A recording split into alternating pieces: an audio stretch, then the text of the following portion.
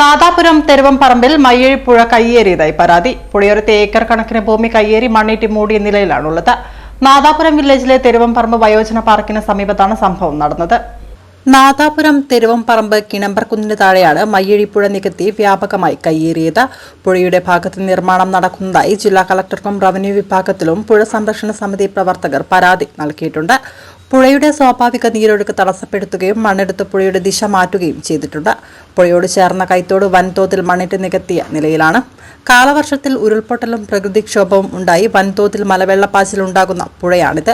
സ്വാഭാവിക നീരൊഴുക്ക് തടസ്സപ്പെടുത്തി നടത്തുന്ന പ്രവർത്തികൾ അടിയന്തരമായി തടയണമെന്നും പ്രവൃത്തി നടത്താൻ നേതൃത്വം നൽകിയവർക്കെതിരെ ക്രിമിനൽ നിയമ നടപടികൾ സ്വീകരിക്കണമെന്നും പുഴ സംരക്ഷണ സമിതി പ്രവർത്തകർ ആവശ്യപ്പെടുന്നു. പുഴയുടെ നാദാപുരം പഞ്ചായത്തിന്റെ തുടക്കത്തിലാണ് നമ്മൾ നിൽക്കുന്നത്. ഞാൻ നിൽക്കുന്ന ഭാഗം ഓൾറെഡി ഇപ്പോൾ നികത്തി കഴിഞ്ഞിരിക്കുകയാണ്. മറ്റുള്ള ഭാഗങ്ങൾ നികത്താൻ വേണ്ടി മണ്ണ് അവിടെ ഇറക്കിയിരിക്കുകയാണ്. ഇത് സംബന്ധിച്ച് ജില്ലാ കളക്ടർക്കും വില്ലേജ് ഓഫീസറിന് നമ്മൾ പരാതി കൊടുത്തിട്ടുണ്ട്. വില്ലേജ് ഓഫീസർ നികത്തുന്ന സ്വകാര്യ വ്യക്തിക്ക് അനുകൂലമായിട്ടുള്ള നിലപാടാണ് സ്വീകരിച്ചു വരുന്നത്. ഇത് നികത്തിക്കഴിഞ്ഞാൽ ഈ പുഴ തന്നെ ഇല്ലാതാകും. ഭാവിയിൽ നേരത്തെ ഉരുൾപൊട്ടി വൻ അപകടമുണ്ടായ പ്രദേശത്ത് വെള്ളം ഒഴുകി പോകാതെ തടസ്സം നിൽക്കും. ഇത് വൻ പരിസ്ഥിതി ആഘാതത്തിന് ഇടയാക്കും. ഒരു പുഴ തന്നെ ഇല്ലാതാക്കുന്ന രൂപത്തിൽ മണ്ണടിച്ച് പൂർണ്ണമായിട്ട് നികത്തിക്കൊണ്ടിരിക്കുകയാണ്.